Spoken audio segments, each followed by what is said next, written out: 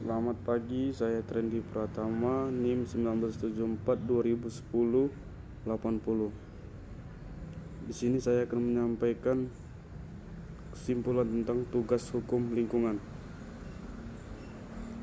Yang pertama, para penggugat mendasarkan gugatannya pada perbuatan melawan hukum, yaitu melakukan perbuatan perusakan lingkungan hutan sebagaimana diatur dalam pasal 1/14 Undang-Undang Nomor 23 Tahun 1997 tentang Pengolahan Lingkungan Hidup, JO pasal 48 ayat 2 Undang-Undang Nomor 41 Tahun 1999 tentang Kehutanan.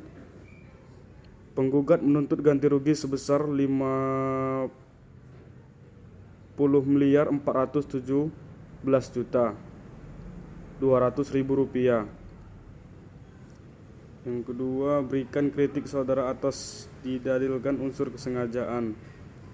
Berbeda dengan sistem tanggung jawab pidana umum yang mengharuskan adanya kesengajaan atau kealpaan, dalam sistem tanggung jawab pidana mutlak hanya dibutuhkan pengetahuan dan perbuatan dari terdakwa, yang berarti dalam melakukan perbuatan tersebut apabila si terdakwa mengetahui atau menyadari tentang potensi kerugian bagi pihak lain, maka keadaan ini cukup untuk menuntut pertanggungjawaban pidana. Jadi tidak diperlukan lagi adanya unsur sengaja atau alpa dari terdakwa. Kemudian yang ketiga, mengapa penggugat meminta agar hakim merujuk pada putusan Mendawalangi? Bagaimana pendapat hakim atas hal ini? Bagaimana pendapat Anda? Kasus ini digugat oleh penggugat karena adanya kejadian longsor di kawasan Gunung Mandawalangi, sehingga lingkungan hidup kawasan itu menjadi rusak dan menimbulkan kerugian warga Gunung Mandawalangi. Penggugat menyatakan bahwa longsor yang menimpa desa mereka berasal dari wilayah hutan yang berada dalam kekuasaan perhutani, dan akibatnya mereka meminta agar pihak perhutani bertanggung jawab atas street liability atas kerugian yang terjadi. Hakim dalam mengadili kasus ini merujuk pada asas kehati-hatian sebagaimana dirumuskan dalam prinsip ke-15 Deklarasi Rio. Walaupun asas kehati-hatian belum dimasukkan ke dalam sistem hukum Indonesia, akan tetapi asas ini dapat digunakan oleh pengadilan sebagai arahan bagi putusan pengadilan ini. Sehingga hakim berpendapat dengan diterapkannya asas kehati-hatian dalam kasus ini, maka pertanggungjawaban telah bergeser dari pertanggungjawaban berdasarkan kesalahan menjadi pertanggungjawaban tanpa kesalahan.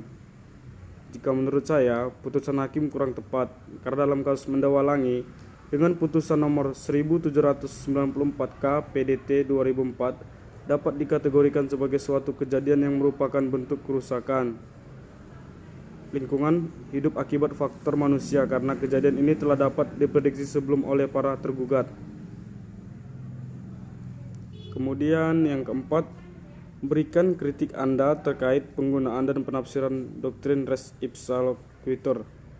Asas yang disebut res ipsa loquitur, asas ini disebut juga the promise of fault. Dalam res ipsa loquitur dianut prinsip bahwa fakta sudah membuktikan dengan sendirinya sehingga tidak perlu lagi dibuktikan. Demikian res ipsa loquitur mengasumsikan kesalahan sudah pasti ada, sementara PMH mewajibkan penggugat membuktikan adanya kesalahan karena kejadian tersebut sudah jelas-jelas atas tindak pelaku dan tidak perlu dibuktikan lagi. Kemudian nomor 5, kritik terkait penggunaan dan penafsiran precautionary principle dalam kasus ini. Menurut saya, penggunaan precautionary principle dalam kasus ini sudah tepat, karena keputusan hakim untuk menerapkan precautionary principle sebagai bentuk adopsi dan ketentuan hukum internasional dalam kasus ini dinilai tepat. Hal ini dikarenakan penegakannya. Kemudian yang keenam, tanggapan mengenai in dubio pro natura. Bagaimana konsep ini terkait dengan precautionary principle?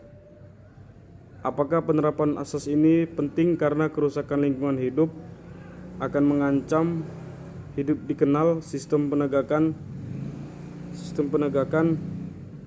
melalui suatu asas yang diterapkan oleh hakim, yakni asas ini dubio pro natura dan asas ini dubio pro reo. Kemudian yang ketujuh, penerapan konsep in dubio pro natura dalam kasus ini tepat. Menurut saya penggunaan konsep in dubio pro natura sudah tepat karena penerapan asas ini penting karena kerusakan lingkungan hidup akan mengancam umat manusia, sehingga penegakan hukum lingkungan harus dilakukan penegakan hukum. Dan juga penerapan asas in dubio pro natura dan in dubio pre recesui dengan tujuan undang-undang perlindungan dan pengelolaan lingkungan hidup. Penerapan asas ini efektif dalam penyelesaian perkara lingkungan hidup. Kemudian yang ke-8, komentar terkait penghitungan kerugian. Jika menurut saya, perhitungan kerugian yang didapat oleh korban terbukti dengan munculnya korban jiwa 21 orang meninggal.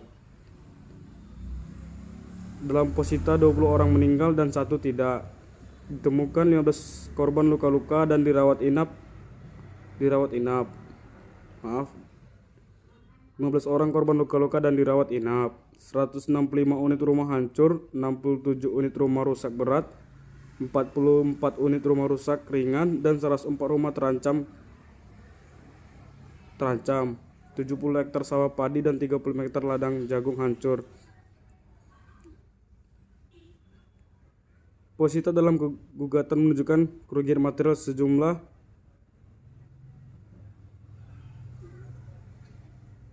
30 miliar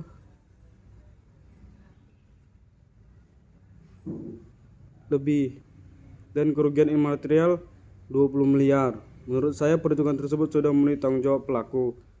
Sekian dan mohon maaf bila ada kesalahan dalam penyampaian tugas. Saya mohon maaf. Assalamualaikum warahmatullahi wabarakatuh. Selamat pagi.